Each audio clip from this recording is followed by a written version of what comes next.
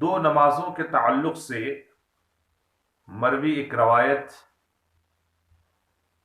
آپ کے سامنے اس سے قبل آ چکی ہے۔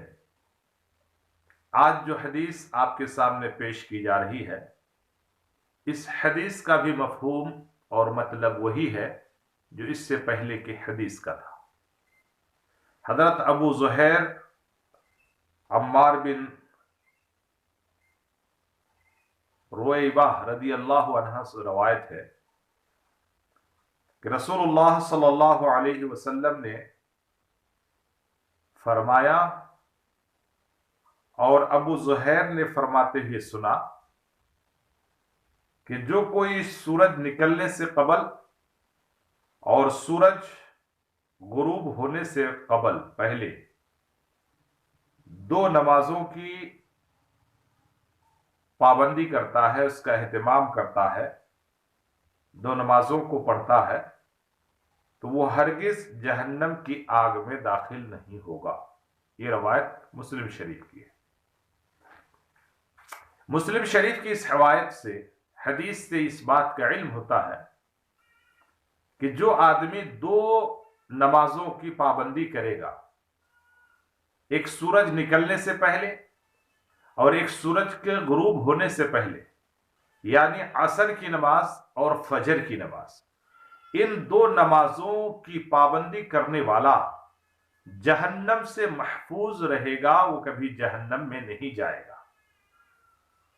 وہ مسلمان جہنم جانے سے بچ جائے گا جو مسلمان پانچوں نمازوں کی پابندی کے ساتھ ساتھ ان دو نمازوں کی پابندی کرتا ہے، یعنی صبح کی نماز اور عصر کی نماز کا۔ میرے دوستو، ان دو نمازوں کا تذکرہ روایتوں میں بار بار آتا ہے۔ اس کی وجہ کیا ہے؟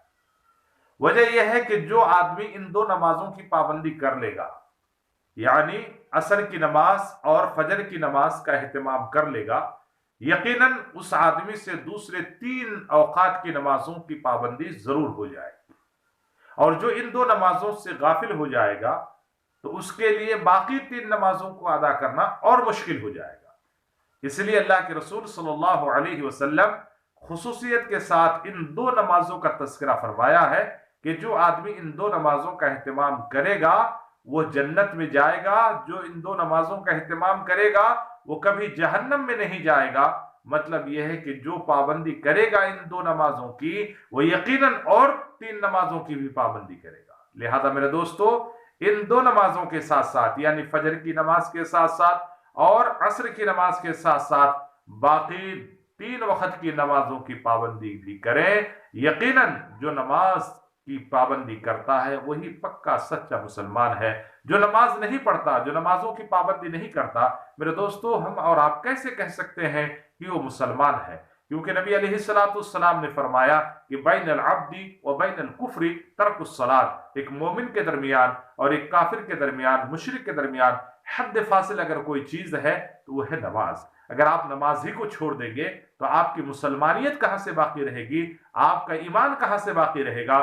لہذا جن بھائیوں تک یہ میری آواز پہنچ رہی ہے، اگر وہ نمازی ہیں تو پابندی کے ساتھ نمازوں کو ادا کرتے رہیں۔ اگر بے نمازی ہیں، مسلمان ہیں، تو ان سے میری درخواست ہے، ریکویسٹ ہے کہ میرے دوستو، دنیا ہی سب کچھ نہیں ہے ہمارے لیے، آپ کے لیے، بلکہ اس دنیا کے بعد ایک دنیا ہے ہمارے سامنے جس کو ہم اور آپ آخرت کہتے ہیں، اور آخرت میں اگر اس دنیا میں ہم نماز روزے کیے ہوں گے تو یقیناً آخرت میں اس کا اچھا بدلہ پائیں گے۔ اگر دنیا ہی میں نمازوں کی پابندی نہیں کیے ہوں گے، نماز نہیں پڑھے ہوں گے، تو قبر سے لے کر برزخ تک، برزخی زندگی بھی اور برزخی زندگی کے بعد میدان محشر والی زندگی بھی اور اس کے بعد کی زندگی بھی ہماری آپ کی تباہی اور بربادی میں ہو جائے گی، تباہ اور برباد ہو جائے گی۔